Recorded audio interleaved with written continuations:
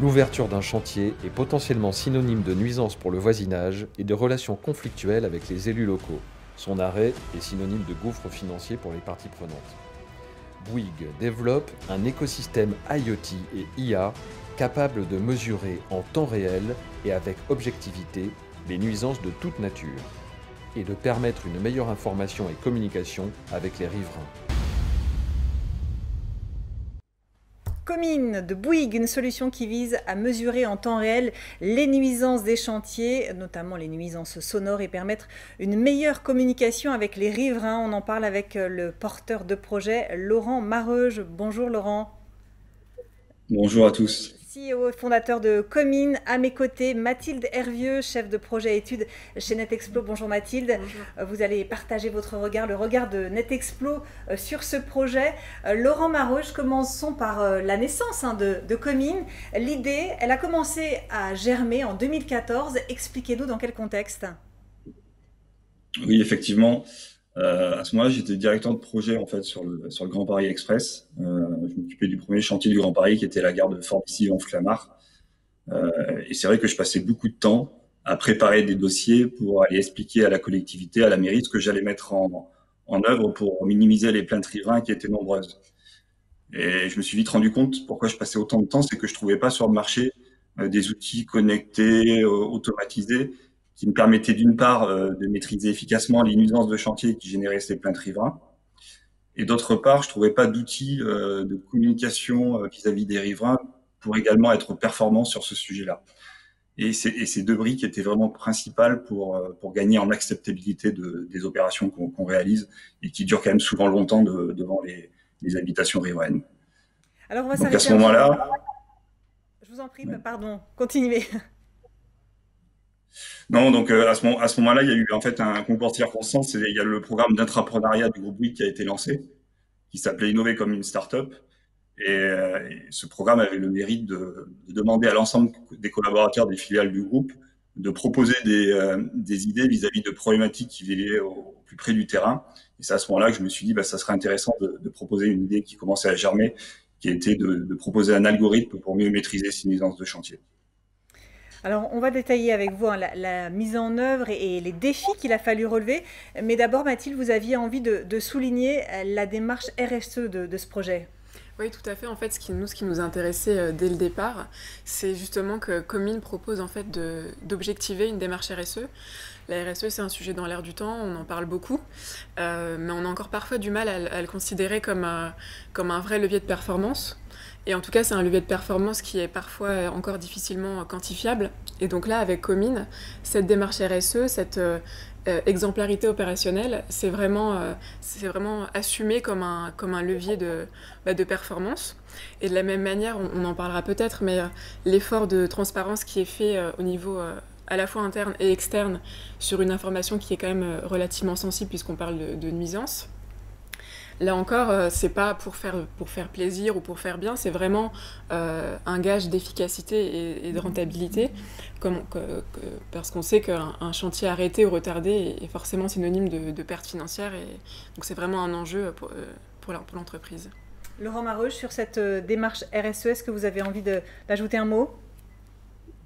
Moi, je suis un pur opérationnel. J'ai fait des travaux depuis que j'ai démarré ma carrière, et c'est vrai que de réussir une opération techniquement, financièrement, ça fait partie des objectifs principaux lorsqu'on les démarre. Mais ce que je trouvais intéressant, c'est également de la réussir dans son environnement global. C'est-à-dire que les riverains de l'opération considèrent eux-mêmes que ce qu'ils ont pu voir de réaliser devant chez eux, finalement, a été également une réussite. Et ce point de vue extérieur me semblait très important. C'est pour ça que, du coup, on a développé l'idée que je peux vous détailler si vous le souhaitez. Oui, tout à fait. Donc l'idée, elle consiste en quoi? Elle est composée de trois briques principales. Donc la première brique, c'est ce qu'on appelle la brique métier. Elle consiste à déployer des capteurs de toute nature, donc des capteurs sonores, des capteurs vibratoires, des capteurs de qualité de l'air, des capteurs optiques, qui vont nous permettre de détecter des congestions de trafic, des salissures de chaussée. Ce qu'ils vont avoir d'unique, ces capteurs, c'est qu'on va y embarquer des algorithmes de deep learning qui vont nous permettre non plus de faire un simple suivi de ces nuisances comme ce qui pouvait être fait jusqu'à maintenant, mais vraiment d'identifier en temps réel ces nuisances. Et l'ensemble des datas qui vont être collectées, elles vont arriver sur la plateforme logicielle qu'on a créée, qui est la plateforme Nuisalgo, donc algorithme pour nuisance en anglais.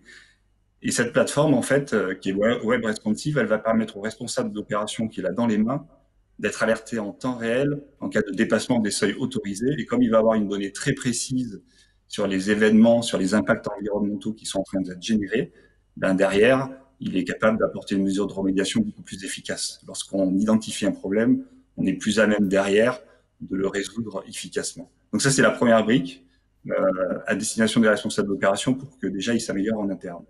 Mais comme je vous le disais en introduction, c'est pas suffisant en fait. Il faut arriver également à communiquer de manière beaucoup plus efficace avec les riverains.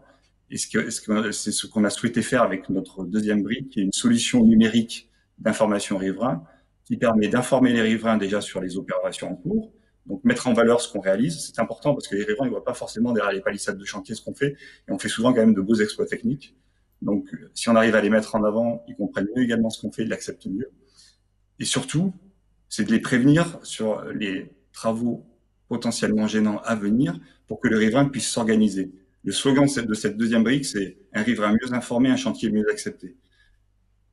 Alors, enfin, une fois qu'on a... Vous évoquiez tout à l'heure la mise en œuvre de ce projet dans le cadre du programme de l'intrapreneuriat. L'intrapreneuriat, ça veut dire aussi passer d'une étape à l'autre, pour passer d'une étape à l'autre, convaincre à chaque fois le groupe de sa faisabilité. Est-ce que c'est l'un des défis, peut-être le plus gros défi à relever dans le cadre de la mise en œuvre ? Ben, effectivement, déjà le programme d'entrepreneuriat, comme je vous le disais, ça a le mérite quand même de faire émerger des solutions vis-à-vis de problématiques qui sont vécues sur le terrain. Donc en général, ces solutions, elles ont quand même beaucoup de chances de fonctionner parce qu'elles viennent vraiment du terrain. Ensuite, c'est vrai que dans le cadre de l'intrapreneuriat, il y a une démarche quand même très rigoureuse qui est mise en place.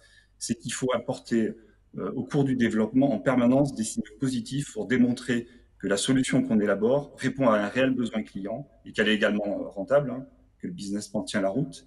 Et tant qu'on n'envoie pas régulièrement ces signaux positifs, on n'a pas les fonds supplémentaires pour continuer à développer la solution. Et pour moi, ça me fait en fait un gage de réussite en fait cette démarche, parce que plus elle continue, plus elle a de chances de percer et de réussir. Convaincre les riverains aussi de signaler les nuisances, c'est pas forcément dans les habitudes. Là aussi, c'est un changement de mentalité. Bah, effectivement, c'est en rupture par rapport à ce qui pouvait se faire jusqu'à maintenant. Et vous faites bien d'en parler, ça c'est la troisième brique de la solution. C'est qu'une fois qu'on a déployé nos capteurs intelligents qui identifient en temps réel les nuisances, une fois qu'on a déployé une solution numérique grand public d'information riverain, et ben effectivement, on peut leur permettre naturellement de signaler les gênes perçus. Pourquoi ? Parce que ce qui est unique dans ce concept-là, c'est qu'on va être capable de corréler en permanence les signalements riverains aux données des capteurs. Donc, on est capable finalement de répondre de manière objective à ce qui se passe. Et donc, on n'a plus besoin d'avoir peur de mettre en place ce type de méthodologie. Et ce qui est très puissant dans cette troisième brique, le fait d'utiliser le ressenti riverain comme échelle d'évaluation de la nuisance, c'est qu'on va être capable de capter l'indice de sensibilité qui est propre à chaque site. Ça, c'est vraiment important. Parce que chaque site a un indice de sensibilité qui lui est propre en fonction du type de travaux qu'on y fait, du type de riverain qu'on a, du bâti dans lequel habitent ces riverains qui sont plus ou moins étanches au bruit. Et le fait de capter cet indice de sensibilité, ça va permettre aux responsables d'opération d'ajuster au fil de l'eau de ses travaux, son phasage de travaux, ses types de matériel, pour que, au final, l'acceptabilité des chantiers soit améliorée. Mathilde, le regard global de NetExplo sur ce projet ? Oui, bah, peut-être juste pour finir, à nouveau souligner l'intrapreneuriat qui fait quand même l'originalité de Bouygues cette année, en tout cas parmi les lauréats, et qui est quand même un cadre assez singulier qui permet de créer les conditions de l'innovation dans une grande entreprise en mariant deux cultures qui a priori sont quand même assez éloignées, puisque d'un côté on a la culture de la start-up, de l'entrepreneur, à qui on va demander d'aller vite, d'utiliser des méthodes agiles, et puis aussi à qui on va permettre de convaincre simplement sur une idée, pour lever des fonds souvent. Et puis de l'autre côté, la culture d'une grande entreprise avec forcément une forte culture du résultat, une forte culture du KPI, et donc avec une exigence et un regard porté tout particulièrement, comme on le disait, à la faisabilité du projet. à son aboutissement. Et puis à l'inverse, qui permet aussi de s'appuyer sur des ressources et des expertises internes quand même très précieuses, notamment au niveau des fonctions support. Donc voilà, je voulais juste à nouveau souligner cette hybridation-là qui est assez exigeante et puis que Comine a parfaitement réussi. Belle réussite en effet. Je vous propose aussi, Laurent Maroche, que l'on écoute les commentaires de l'un des membres du jury, Isabelle Lamotte, qui a également une question à vous poser. Je suis Isabelle Lamotte et je suis vice-présidente chez Capgemini Invent où je dirige l'activité People et Organization.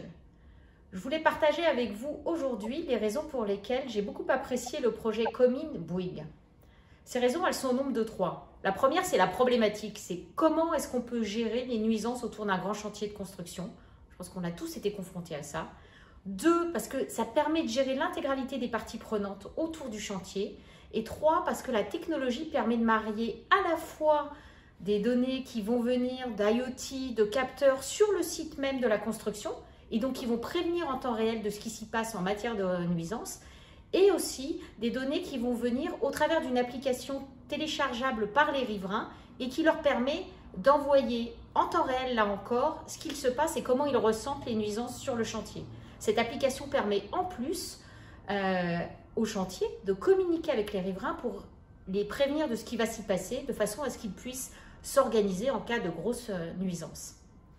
La question que j'ai envie de poser à Comine et à Bouygues, c'est est-ce que vous avez l'intention d'utiliser cette solution pour mesurer et réduire des nuisances sur d'autres sujets que des chantiers de construction?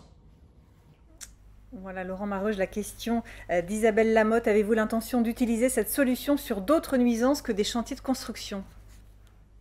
Oui, alors en fait, on a déjà commencé. La plateforme qu'on a créée, c'est une véritable plateforme de maîtrise des impacts environnementaux, aussi bien pour les opérations de construction, mais également pour tout type en fait d'industries qui peuvent générer des nuisances. Donc, on décline déjà plusieurs offres. On a notre Comine Industrie, donc qui s'adresse à ces industries qui génèrent des nuisances, mais on a également un Comine Smart City qui s'adresse aux collectivités qui peuvent avoir des problèmes d'un certain quartier. Et si elles veulent arriver à mieux objectiver les problèmes qu'elles ont, justement, elles peuvent mettre en place notre système. Et ensuite, la plateforme qu'on a développée, on l'applique également au milieu intérieur, aux espaces de travail intérieurs. C'est ce qu'on appelle notre Comine Smart Building, parce qu'elle s'adapte totalement également à des usagers qui sont non plus des riverains, mais des usagers des espaces intérieurs qui souhaitent avoir une information claire et objective sur la qualité de l'air intérieur d'un espace dans lequel ils peuvent travailler.